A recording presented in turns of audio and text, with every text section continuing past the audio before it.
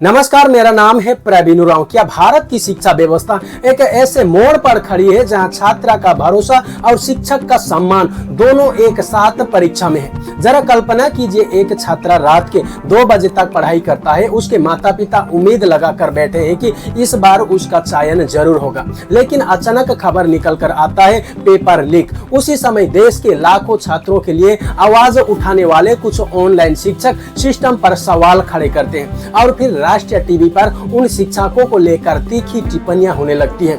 और इसके कुछ ही दिनों के बाद देश के सबसे चर्चित शिक्षकों में से एक खानसार के कोचिंग सेंटर के बाहर गोलीबारी की खबर सामने आती है। अब सवाल ये है कि ये 3 अलग अलग घटनाएं हैं या फिर एक बड़ी कहानी के 3 अध्याय हैं। आज की कहानी सिर्फ खानसार की नहीं है, सिर्फ अंजना ओम कश्यप की नहीं और सिर्फ पेपर लीक का भी नहीं है।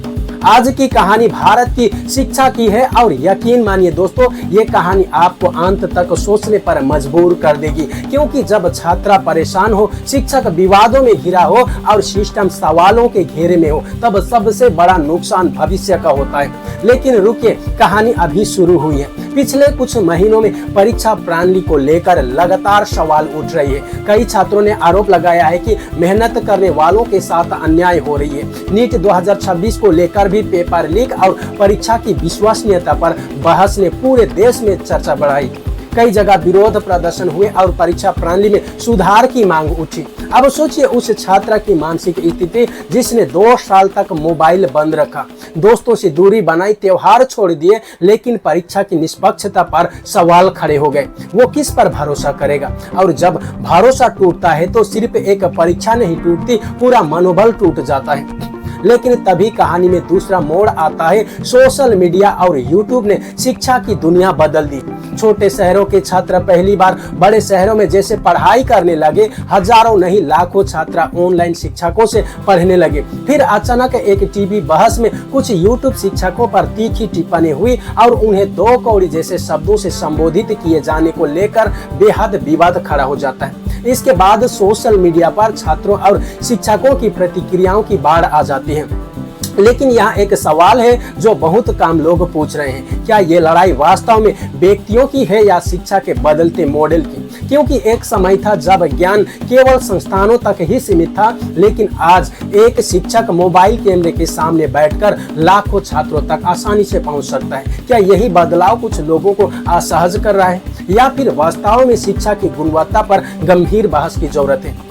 यही वो प्रश्न है जिसका उत्तर आज भी स्पष्ट नहीं है। और अब कहानी का तीसरा अध्याय। 2 जून 2026 की रात पटना के मुसलहरपुर हाट क्षेत्र में स्थित खानसार के कोचिंग सेंटर के बाहर गोलीबारी की खबर सामने आती है। रिपोर्ट के अनुसार एक सुरक्षा गार्ड इसमें घायल हुआ है और पुलिस ने जांच शुरू कर दी। खानसार ने आरोप लगाया है कि ये काम उन्हीं के बगल में दूसरा कोचिंग सेंटर चलाने वाले से जुड़ा हुआ हो सकता है। हालांकि पुलिस जांच अभी जारी है और आधिकारिक निष्कर्ष सामने अभी तक आया नहीं है। लेकिन जरा रुकिए, यहाँ असली सवाल गोली चलाने वाले कौन थे ये नहीं है। असली सवाल ये है कि शिक्षा के क्षेत्र में ऐसे खबरें आ ही क्यों रही है? शिक्षा का केंद्र तो किताबें, क्लासरूम और सपने होने चाहिए थे। फिर चर्चा का विषय सुरक्षा, विवाद और टकराव क्यों बन रहा है? क्या हम अनजाने में शिक्षा को एक ऐसे बाजार में बदल रहे हैं जहां प्रतिस्पर्धा कभी कभी संघर्ष का रूप लेती जा रही है? इतिहास हमें बताता है कि किसी भी देश की सबसे मजबूत नींव उसकी शिक्षा होती है। जापान ने युद्ध के बाद शिक्षा से खुद को खड़ा कर दिया। दक्षिण कोरिया ने शिक्षा के बल पर ही दुनिया की बड़ी अर्थव्यवस्था में अपना जगह बनाई है। भारत भी विश्वगुरु बनने की बात करता है, लेकिन क्या विश्वगुरु बनने का रास्ता पेपर लीक, अविश्वास, विवाद और सुरक्षा से होकर जाती है? शायद नहीं। और यही इस पूरी कहानी का सबसे महत्वपूर्ण हिस्सा है, क्योंकि पहली नजर में ये तीनों घटनाएं अलग अलग दिखाई देती है, लेकिन गहराई से देखें तो तीनों के केंद्र में एक ही चीज है, विश्वास। छात्र चाहता है कि परीक्षा निष्पक्ष हो, शिक्षक चाहता है कि उसका सम्मान हो, समाज चाहता है कि शिक्षा सुरक्षित और विश्वसनीय हो। लेकिन अगर इन तीनों में से किसी एक का भी विश्वास टूटता है तो पूरी व्यवस्था प्रभावित हो जाती है। सोचिए, अगर एक छात्रा को लगने लगे कि मेहनत का कोई मूल्य नहीं है तो वो निराश होगा। अगर एक शिक्षक को लगे कि उसकी बात सुनने के बजाय उसे अपमानित किया जाएगा तो वो उत्साहित नहीं होगा। और अगर समाज को लगे कि शिक्षा व्यवस्था पर भरोसा नहीं किया जा सकता तो भविष्य की दिशा ही बदल सकती है। इसीलिए ये कहानी किसी एक व्यक्ति के पक्ष या विपक्ष की नहीं है, ये कहानी उस छात्रा की है जो आज भी किताब लेकर बैठा है। ये कहानी उस शिक्षक की है जो लाखों बच्चों को पढ़ा रहा है। ये कहानी उस माता पिता का है जो अपनी कमाई का एक बड़ा हिस्सा बच्चों की पढ़ाई पर खर्च कर देती है। और यही कारण है कि शिक्षा पर होने वाली हर बहस, हर विवाद और हर घटना को गंभीरता से समझना बेहद जरूरी है, क्योंकि जब सड़कें, संसद और सोशल मीडिया शिक्षा पर चर्चा करने लगे तो इसका मतलब है कि मामला सिर्फ एक खबर का नहीं है बल्कि भविष्य का मामला है।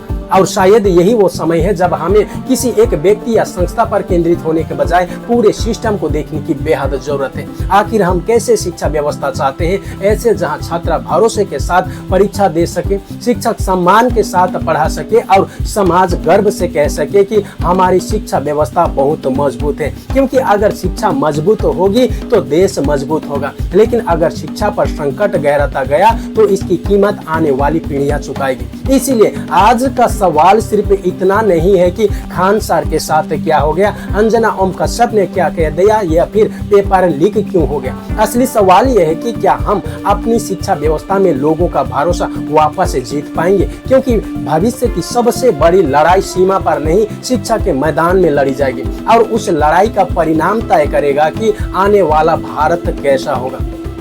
इस विषय पर आप लोग क्या सोचते हैं? कमेंट करके अपना राय जरूर बताइए। और अभी तक आप लोगों ने इस चैनल को सब्सक्राइब नहीं किया है तो चैनल को सब्सक्राइब जरूर कर लीजिए। धन्यवाद। जय हिंद।